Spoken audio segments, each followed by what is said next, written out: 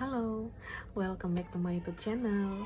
Teman-teman, apa kabarnya semua? Gue harap teman-teman selalu diberikan kesehatan dan yang terpenting selalu diberikan semangat agar teman-teman tetap semangat, tetap mau berjuang untuk bisa segera sembuh dari penyakit GERD maupun NCT.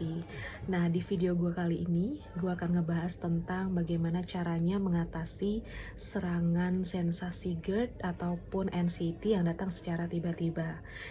Untuk itu gue akan bahas satu persatu. Nah, kalau kita berbicara tentang sensasi, biasanya sensasi itu bisa terjadi kapan aja. Tapi berdasarkan pengalaman gue dulu, kebanyakan atau keseringan sensasi yang gue rasakan itu biasanya terjadi pada saat malam hari atau menjelang kita tidur. Karena ketika kita bangun tidur atau misalnya di siang hari, biasanya kan kita akan mengkonsumsi berbagai macam makanan atau minuman gitu. Apalagi teman-teman yang mungkin lambungnya yang sudah mulai membaik biasanya suka cheating-cheating tuh.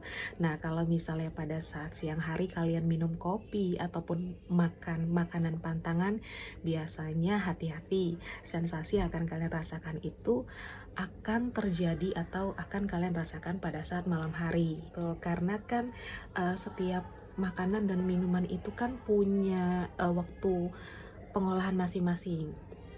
Jadi keseringan sih dulu yang gue rasakan sih seperti itu. Biasanya pada saat malam hari lah gue lebih sering merasakan sensasi ataupun serangan yang terjadi secara tiba-tiba. Apalagi menjelang tidur, otomatis ketika sensasi itu menyerang, gue sama sekali jadinya nggak bisa tidur. Gue langsung ngerasain insomnia. Bahkan waktu itu di saat sensasi gue lagi parah-parahnya, gue pernah atau sering ngerasain gak ada rasa kantuk sama sekali dan gue bisa gak tidur selama 2 hari. Sampai sebegitunya ya. Apa sih sebenarnya yang gue lakukan pada saat gue mengalami serangan sensasi yang terjadi secara tiba-tiba ataupun pada saat malam hari menjelang tidur? Biasanya yang gue lakukan adalah yang pertama, kita harus tetap tenang, harus tetap mindful, dalam artian nggak perlu mikirin sampai sebegitu jauhnya. Kayak misalnya waduh, gue mungkin kena penyakit ini nih, gue mungkin kena penyakit itu gitu. Karena kan biasanya sensasi itu kan selalu diikutin dengan perasaan jantung yang berdebar-debar, kemudian ulu hati yang sakit ataupun perih banget, bahkan keringat dingin, dan badan juga ikut jadi gemeteran gitu. Otomatis dengan sensasi yang kita rasakan tersebut, otak kita akan langsung merespon bahwa mungkin ini adalah suatu serangan, suatu penyakit yang berbahaya gitu. Nah, hal ini atau tahap ini yang paling penting harus lo kuasain. Yang lo harus lakukan adalah lo harus tetap bisa berpikir mindful atau mindfulness. Apa sih mindful itu gitu? Nah, mindful itu adalah berpikir secara kekinian atau berpikir secara apa yang lu harus pikirkan adalah pikiran lo atau keadaan lo saat ini aja gitu. Jadi ketika lu ngerasain sensasi GERD yang luar biasa, yang harus lo lakukan adalah oke, ini hanya serangan GERD aja, bukan penyakit yang berbahaya. Yes, gue ngerasain jantung yang berdebar-debar, gue ngerasain keringet dingin, gue ngerasain ulu hati yang perih. Tapi ini hanyalah sensasi GERD aja, bukan penyakit yang lain. Itu yang harus lo kuasain atau lo latih untuk bisa berpikir secara mindful gitu. Nah, ketika lu sudah bisa menerima atau bisa berpikir secara mindful, kemudian otomatis lu bisa pikir jadi lebih jernih. Kira-kira dengan kondisi seperti ini gue harus ngapain nih untuk menghilangkan sensasi tersebut. Nah, yang gue lakukan pada saat itu adalah gue mencoba untuk meminum air hangat terlebih dahulu. Gua minum air hangat, kemudian setelah gua minum air hangat tersebut, gue minum 1 sendok madu. Dan perlu diingat, ketika lo mengkonsumsi madu, ada baiknya lo harus meminum madu yang benar-benar asli atau madu yang benar-benar murni, karena kalau misalnya madunya tidak asli, otomatis madu tersebut kan banyak mengandung gula ya, dan gula itu sebenarnya sangat tidak baik atau jahat sekali bagi tubuh kita dan lambung kita gitu. Jadi usahakan lu bisa minum madu cukup 1 sendok aja, langsung diminum.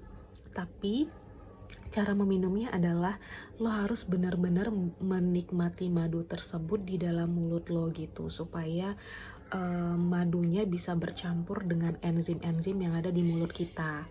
Nah, kalian juga harus tahu bahwa madu ini banyak sekali manfaatnya. Selain banyak mengandung vitamin ataupun mineral-mineral, madu ini juga sebagai antiseptik alami yang secara langsung bisa membunuh bakteri-bakteri yang ada di sepanjang saluran cerna kita, yaitu dari mulut sampai lambung. Jadi yang gue lakukan adalah itu, gue meminum 1 sendok madu. Nah, kemudian biasanya ketika lambung kalian benar-benar sedang bermasalah saat itu, misalnya sedang luka, biasanya kalian akan merasakan sensasi yang semakin perih di lambungnya. Tapi nggak apa-apa, kalian harus jadikan perasaan seperti itu sebagai proses gitu. Berarti madu itu memang sedang bekerja di lambung kalian.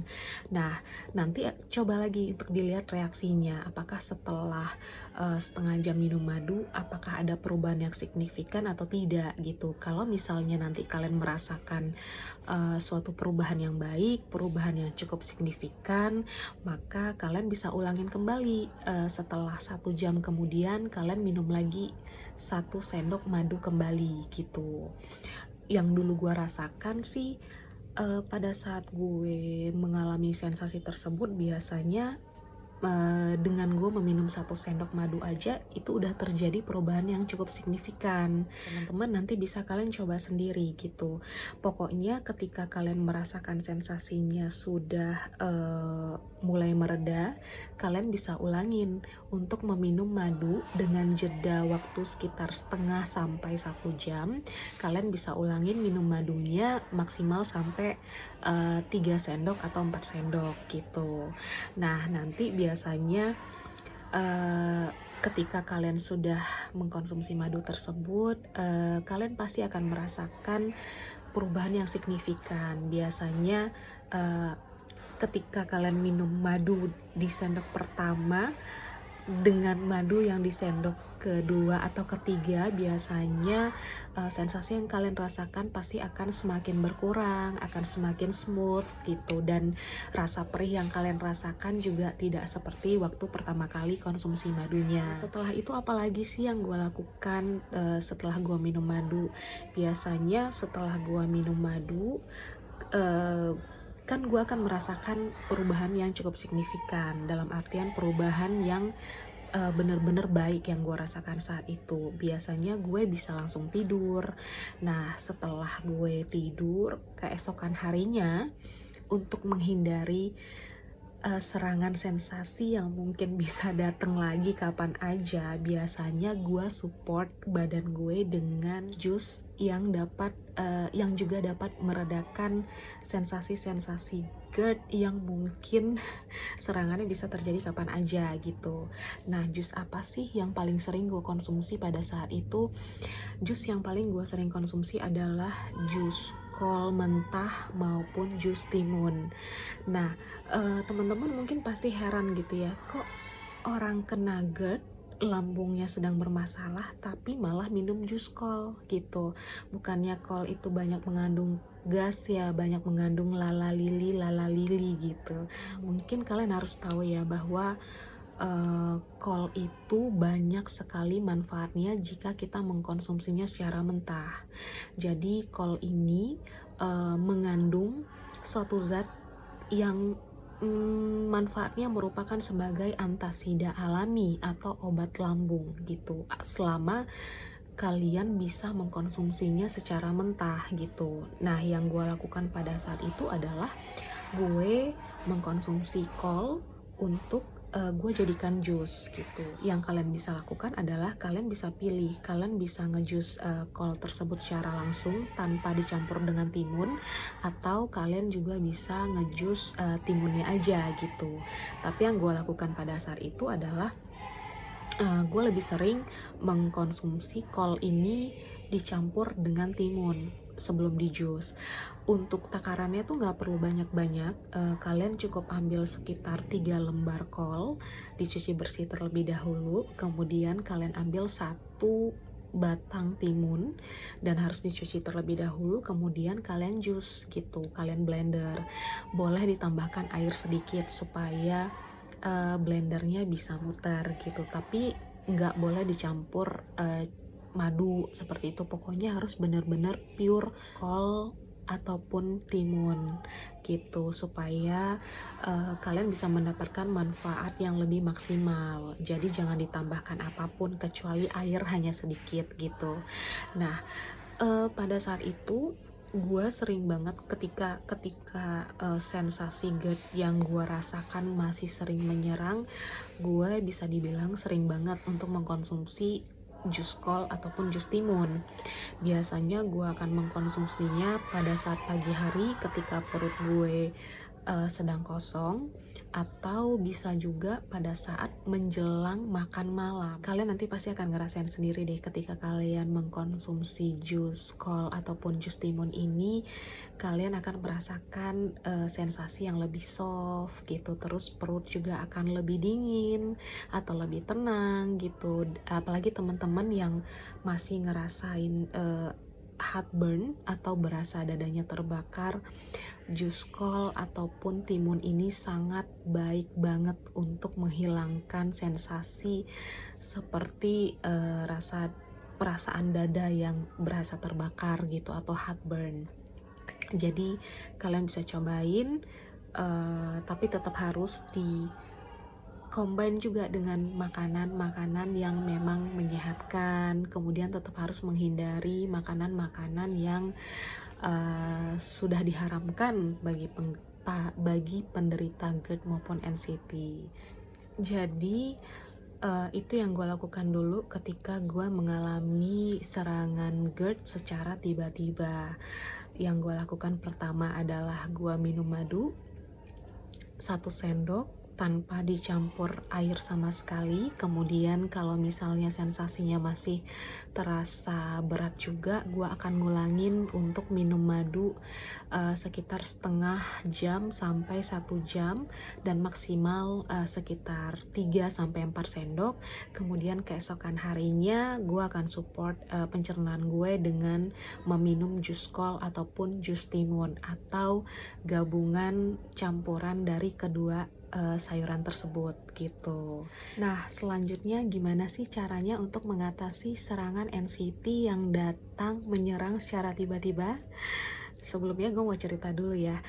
Dulu waktu gue masih merasakan serangan NCT, waktu itu kan gue sekitar 3 bulan setelah didiagnosa dari GERD, itu sekitar 3 bulan setelahnya gue mulai bekerja lagi gitu.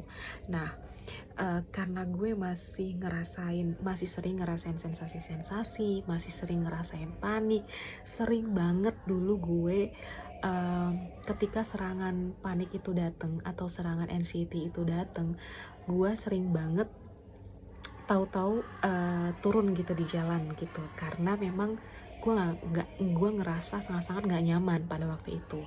Jadi waktu itu gue pernah kebenaran waktu di kantor gue yang dulu, gue lagi ada acara di suatu tempat, dan kebenaran pada saat itu gue barengan sama bos gue dalam satu mobil gitu. Nah, kebenaran karena acaranya itu menjelang malam, otomatis dari kantor kita udah jalan di sore hari gitu kan. Nah, waktu itu Jakarta kondisinya tuh lagi macet semacet-macetnya, karena kan memang pada saat sore hari itu kan adalah jam-jam neraka ya, jam-jam saatnya orang pulang dari kantor gitu. Karena kebenaran gue kan duduk di depan, kemudian bos gue kan kebenaran duduk di belakang sama satu orang temen gue gitu. Mobilnya itu pengharum mobilnya itu luar biasa harumnya gitu. Mungkin kalian juga ngerasain ya, orang yang masih ngerasain NCT itu jangankan mendengarkan berita buruk gitu, bahkan mencium bau yang terlalu harum, terlalu wangi, itu bisa menimbulkan perasaan yang tidak nyaman gitu, yang akhirnya bisa sebagai trigger atau pencetus dari kecemasannya atau anxiety-nya gitu. Dan itu sering banget gue rasakan gitu, nggak usahkan bau dari pengharum mobil gitu, kayak pengharum pakaian aja. Kalau misalnya nih kita habis ngelondri pakaian, terus ternyata pakaiannya harum banget gitu, waktu itu gue bisa ngerasain cemas gitu, hanya karena nyium bau yang menurut gue tuh nggak nyaman gitu di hidung gue dan sampai ke otak gue gitu. Nah, jadi balik lagi tentang cerita yang tadi. Jadi waktu itu di saat di tengah-tengah macet, terus gue ngerasa sesak, gue ngerasa nggak nyaman dengan pengharum mobil yang bener-bener luar biasa wanginya. Gue minta turun gitu. Gue bilang sama bos gue, Bu, saya harus turun di sini gitu. Kenapa? Karena saya nyesek, pokoknya saya harus turun. Dan akhirnya gue diturunin di tengah jalan gitu. Dan gue ingat banget gue dituruninnya pada saat itu di perempatan Sleepy. Dan yang gue lakukan adalah di tengah-tengah macet itu gue melipir ke pinggir jalan. Kemudian yang gue cari pertama kali adalah tukang penjual teh hangat atau teh panas. Dan untungnya pada saat itu gue menemukan itu. Yang gue lakukan yaitu gue langsung pesen teh panas gitu. Tapi sebenarnya itu bukan kejadian yang satu-satunya yang gue pernah alamin ya gitu. Gue sering banget mengalami ketika gue naik suatu kendaraan, entah itu mobil, entah itu motor, ketika gue tidak nyaman, ketika gue merasa gue harus turun, ya gue harus turun. Pada saat itu gue tidak pernah memaksakan diri gue untuk untuk tetap bertahan pada kondisi yang itu aja gitu. Karena sebenarnya begini, pada saat kita mengalami kecemasan, yang harus kita lakukan adalah pengalihan. Ketika kita merasa tidak nyaman, ketika kita merasa sangat terganggu, di saat itu juga sensasi kita terus menyerang, entah itu sesak nafas, entah itu panik, entah itu keringat dingin, ya lo harus merubah keadaan lo saat itu gitu. Tapi percaya deh, pasti akan ada saat-saat dimana kalian akan terjebak pada suatu situasi atau kondisi yang kalian gak bisa lari, gak bisa kabur, atau gak bisa turun dari kendaraan tersebut. Dan itu sering banget juga terjadi sama gue dulu. Nah, trik ini atau cara ini yang harus benar-benar kalian pelajari atau kalian latih supaya kalian tetap bisa bertahan dengan situasi serangan kecemasan tersebut yang datang secara tiba-tiba. Nah, yang gue lakukan pada saat itu adalah, jadi kan kalau misalnya di dalam suatu kendaraan kayak misalnya mobil, itu biasanya gue udah langsung melipir ke dekat jendela tuh biasanya. Yang gue lakukan pada saat itu keseringan adalah gue mencoba untuk practicing atau berlatih teknik pernafasan 478. Nah, gue pernah bahas di vlog gue sebelumnya, teknik pernafasan 478 itu adalah dengan menarik nafas sebanyak hitungan 4 kali, kemudian menahan dengan hitungan sebanyak 7 kali, Kemudian setelah itu melepaskannya dengan hitungan sebanyak 8 kali. Dan itu harus diulang terus-menerus. Teknik pernafasan ini adalah salah satu teknik pernafasan yang benar-benar efektif. Kalau misalnya kalian bisa berfokus, kalian bisa menurunkan hormon kortisol atau hormon stres yang kalian rasakan pada saat itu. Yang harus kalian lakukan adalah kalian harus tetap mindful. Nggak bosan-bosan gue mengingatkan bahwa kapanpun, dimanapun, kita harus tetap berlatih gimana caranya supaya bisa berpikir mindfulness ataupun mindful, yaitu berpikir hanya tentang saat ini aja gitu. Jadi ketika serangan anxiety itu datang, yang harus kita pikirkan adalah, oh oke, sekarang gua mengalami anxiety, bukan hal lain. Tapi harus perlu diingat juga bahwa kecemasan gue bukanlah gue, atau gue bukanlah kecemasan gue. Nah, hal ini tuh ngebantu banget supaya pikiran kalian itu tidak melarah kemana-mana, pikiran kalian itu tidak semakin meluas, tidak semakin akan membuat panik, tidak semakin akan memperkeruh keadaan. Jadi yang pertama yang harus kalian lakukan adalah kalian harus tetap mindful. Kalian harus menyadari bahwa ini hanyalah kecemasan, dan itu yang gue lakukan pada saat itu. Nah, kemudian perlahan-lahan gue practicing teknik pernafasan 478, gue ulangin terus sampai ada sedikit perubahan yang lebih baik ketimbang sebelumnya gitu. Dan pada saat kalian melakukan teknik pernafasan ini, kalian juga harus benar-benar konsentrasi. Yang harus kalian ingat adalah gimana cara tarik nafas, kemudian tahan, kemudian dibuang. Begitu terus sampai akhirnya kalian merasakan perubahan yang sedikit lebih baik. Setelah gue melakukan teknik pernafasan 478, biasanya gue akan melakukan self affirmation, dan self affirmation ini juga sudah pernah gue bahas di vlog gue sebelumnya gitu. Jadi self affirmation ini adalah bagaimana caranya kita mengafirmasi atau meyakinkan, mempengaruhi diri kita sendiri dengan kata-kata yang positif. Saat itu di awal-awal gue mengalami serangan kecemasan ini, yang gue lakukan ya dengan posisi duduk sambil practicing teknik pernafasan 478, gue cuma melakukan self afirmasi yang biasa aja gitu, kayak I'm okay, I'm good, gue akan baik-baik saja, ini hanyalah kecemasan, bukan penyakit yang berbahaya, saya bukanlah kecemasan saya, gitu terus, pokoknya dengan kalimat-kalimat yang positif. Dan ternyata tidak berhasil tidak berhasil sama sekali gitu. Sampai pada akhirnya ketika kejadian itu terus berulang, gue akhirnya belajar suatu teknik gitu, suatu teknik yang sebenarnya simple banget gitu. Karena sebenarnya begini, ketika gue mengalami GERD maupun anxiety ini, banyak banget hal-hal yang bisa gue pelajari sendiri gitu. Salah satunya adalah bagaimana caranya gue bisa menghadapi sensasi ataupun serangan anxiety ini dengan baik gitu. Makanya sampai pada akhirnya sekarang gue bisa sembuh. Begitu juga dengan pola makan atau pola hidup. Banyak banget dari hasil dari apa yang gue baca, dari apa yang gue obrolin dengan banyak orang, dengan berbagai profesi, akhirnya gue bisa menemukan sendiri gitu cara yang tepat gimana caranya gue bisa sembuh gitu. Jadi ketika kita cemas, organ tubuh yang pertama kali diserang pasti adalah jantung, ya kan?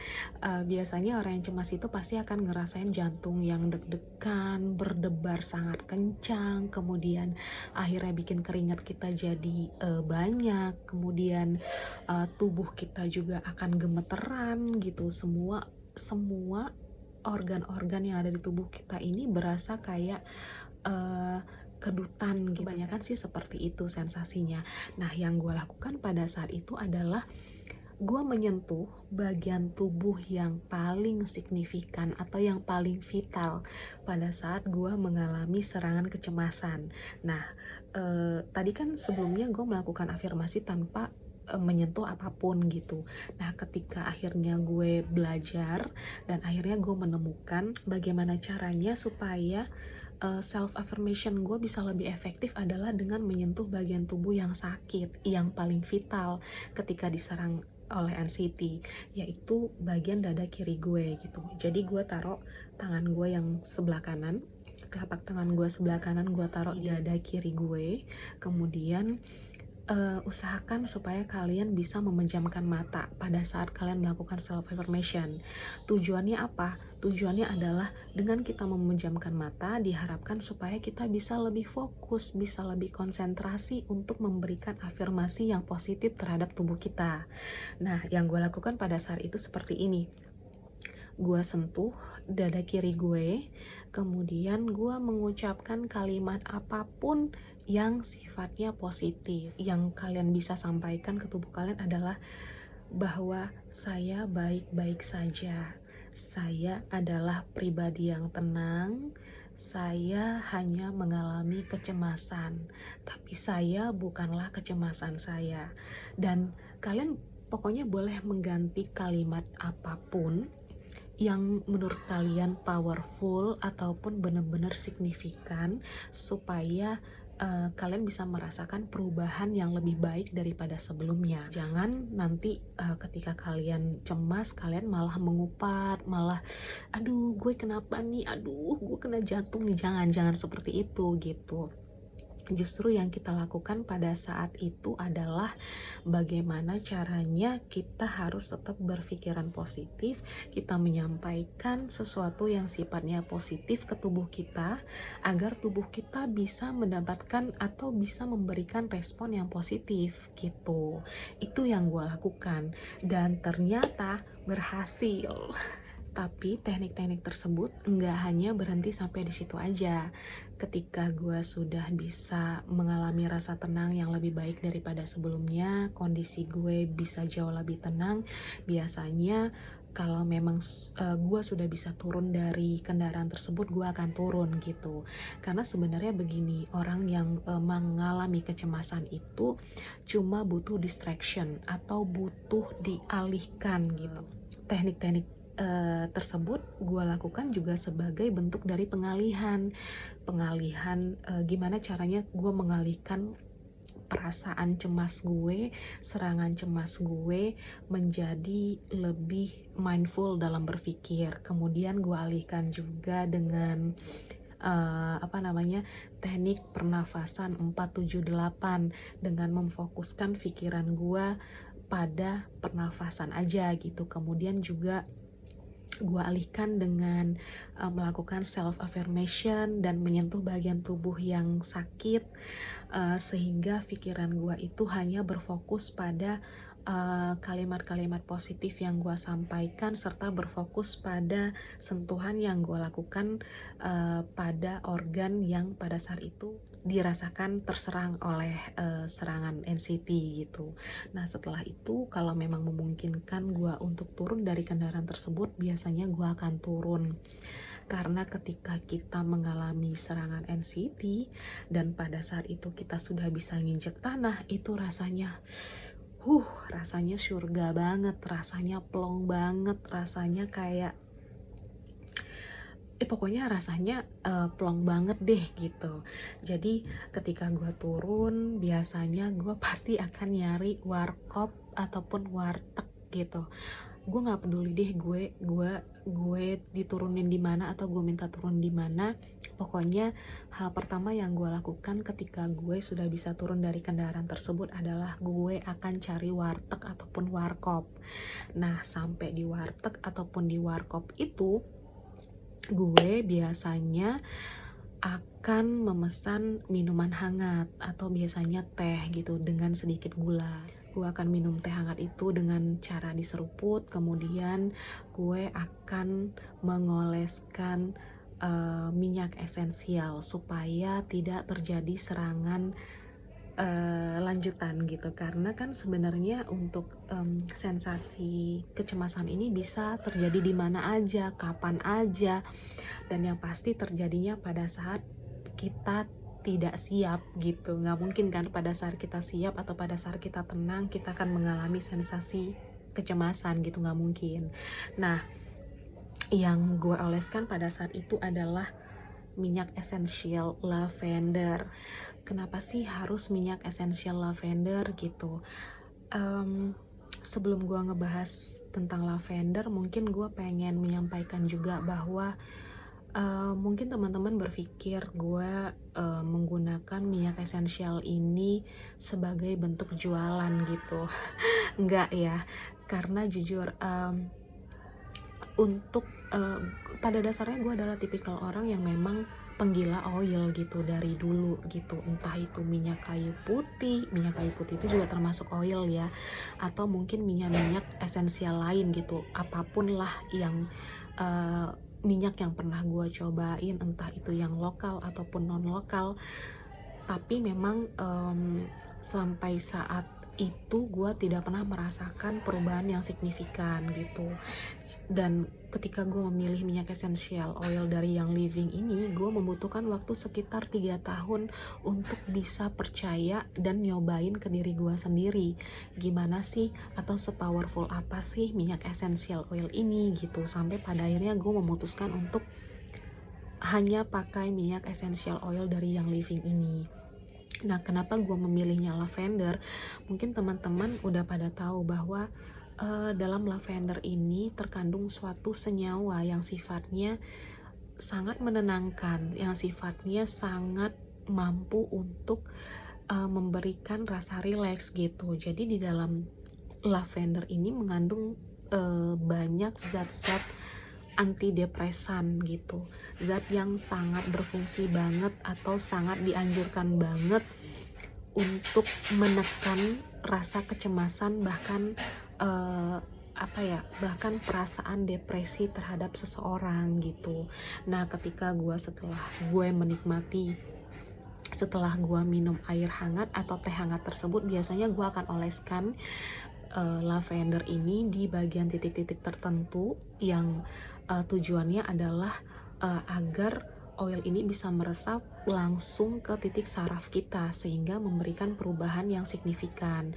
Misalnya kayak di pembuluh darah di sini, kemudian di pelipis gitu, atau di bagian-bagian lain, misalnya kayak di punggung sini ataupun di bagian tengkuk sini, supaya kita merasakan perasaan yang jauh lebih rileks gitu. Dan gue melakukan itu supaya ketika setelah gue napak nih, ketika gue sudah turun dari kendaraan dan nanti gue akan naik kendaraan lagi, gue tidak akan merasakan serangan yang sama lagi gitu. Dan ini ampuh banget. Itu juga ketika misalnya kalian merasakan rasa nyeri di dada tadi, biasanya gue mengoleskannya oil yang peppermint gitu. Dan peppermint ini sangat-sangat manjur banget gue oleskan di bagian dada yang terasa nyeri ataupun di bagian tubuh lain yang berasa nyeri pada saat itu, karena biasanya ketika sensasi cemas ini datang, biasanya seluruh badan itu akan merasa terserang gitu. Serangan kecemasan ini lebih parah dibandingkan serangan sensasi GERD. Itu yang gue rasakan. Kalau misalnya sensasi GERD itu kan biasanya hanya kita rasakan ya sekedar begah, susah bernafas, kemudian jantung juga deg-degan, paling hanya seputar itu aja gitu. Sementara ketika kita mengalami serangan NCT, sensasi yang kita rasakan itu luar biasa, 3 kali lipat dibandingkan sensasi GERD gitu. Dan kita bisa ngerasainnya dari ujung kepala sampai ujung kaki gitu. Itu kenapa sebagai tindakan preventif, selain setelah gue mengoleskan minyak esensial lavender ini, biasanya akan gue balur atau akan gue tiban dengan minyak esensial mint supaya tubuh gue juga benar-benar rileks. Jadi bukan hanya pikiran gue aja yang gue usahakan untuk rileks, tapi tubuh gue juga supaya bisa merasakan relaksasi gitu. Biasanya tubuh gue mulai rileks dan sensasi yang gue rasakan juga mulai hilang gitu. Nah setelah itu gue baru siap gitu untuk melanjutkan perjalanan gue pulang ke rumah. Teman-teman, ketika kita berbicara tentang masalah GERD maupun NCT, gue paham banget bahwa ini adalah suatu PR yang berat buat kita semua gitu. Dan GERD dan NCT ini merupakan suatu permasalahan yang kompleks gitu, the whole package yang harus kita lakukan perbaikan di semua aspek gitu. Rasanya tidak mungkin ketika teman-teman pengen sembuh tapi yang teman-teman lakukan hanya memperbaiki dari segi pola makan aja, atau mungkin teman-teman ngerasa nggak bisa menjaga pola makan hanya memperbaiki dari pola pikir aja atau pola hidup aja. Itu sangat-sangat tidak mungkin gitu. Yang harus kita perbaiki adalah segala aspek di dalam kehidupan kita, mulai dari bagaimana pola makan kita, bagaimana pola hidup kita, bagaimana cara kita berpikir, apa yang kita pakai di badan kita, kemudian siapa orang-orang yang kita temuin, itu semuanya akan berpengaruh terhadap kesehatan kita, baik jiwa maupun raga kita gitu. Jadi saran gue sih gimana caranya supaya teman-teman bisa lebih bijak lagi dalam memilah-milih metode apa yang paling cocok dengan kalian supaya kalian bisa cepat sembuh dan keluar dari lingkaran GERD maupun NCT. Pintar-pintarlah untuk memilih pola makan yang baik untuk kalian, kemudian pintar-pintarlah untuk merubah pola hidup seperti apa yang baik untuk kalian. Bahkan bagaimana atau siapa orang yang akan kalian temuin juga akan sangat berpengaruh dalam menentukan pola pikir kalian. Dan yang lebih penting adalah jangan pernah mau tergantung dengan obat, karena dari pengalaman gue sendiri ketika gue masih mengalami sensasi GERD dan NCT yang lagi parah-parahnya, gue tidak pernah mau tergantung dengan obat. Nah untuk itu gue mencari informasi lebih lanjut apa sih yang bisa gue lakukan untuk kesembuhan gue selain obat gitu. Salah satunya ya dengan menggunakan essential oil tersebut gitu. Karena mungkin kalau kalian mau mencoba untuk mencari tahu atau membaca jurnal-jurnal, banyak banget jurnal-jurnal atau informasi-informasi yang menyatakan bahwa essential oil ini bisa kita jadikan sebagai pengganti obat gitu. Karena memang pada dasarnya gue bukan tipikal orang yang sakit sedikit minum obat, terus ada keluhan sedikit minum obat gitu. Gue gak mau, karena gue tidak bisa memastikan bahwa benarkah obat yang gue minum ini akan benar-benar bermanfaat buat gue di kemudian hari, atau malah obat yang gue minum ini justru akan menimbulkan efek samping nanti di kemudian hari. Untuk itu gue mencari alternatifnya adalah bagaimana caranya supaya apa yang gue makan, apa yang gue pikirkan, apa yang gue pakai di tubuh gue, bagaimana gue menjalani kehidupan gue berusaha untuk mengkonsumsi, menggunakan segala sesuatu yang sifatnya benar-benar alami, yang benar-benar dari alam gitu, bukan buatan manusia gitu. Gue yakin teman-teman pasti punya pilihan masing-masing ataupun bisa lebih bijak untuk memilah-milih metode apa yang kalian ambil atau kalian gunakan untuk bisa keluar ataupun sembuh dari lingkaran GERD maupun NCT ini gitu. Nah jadi untuk teman-teman, gue harap kalian bisa tetap semangat, harus konsisten, dan jangan lupa untuk dilakukan segala informasi yang sudah gue sampaikan ke kalian supaya kalian bisa cepat sembuh gitu. Mungkin sampai di sini aja sharing gue kali ini. Sekali lagi terima kasih untuk teman-teman yang sudah nonton. Silahkan teman-teman untuk men-share informasi dari vlog gue ini kepada teman-teman yang mungkin membutuhkan, supaya informasinya tidak berhenti di kalian aja. Sekali lagi terima kasih, salam sehat dan bye.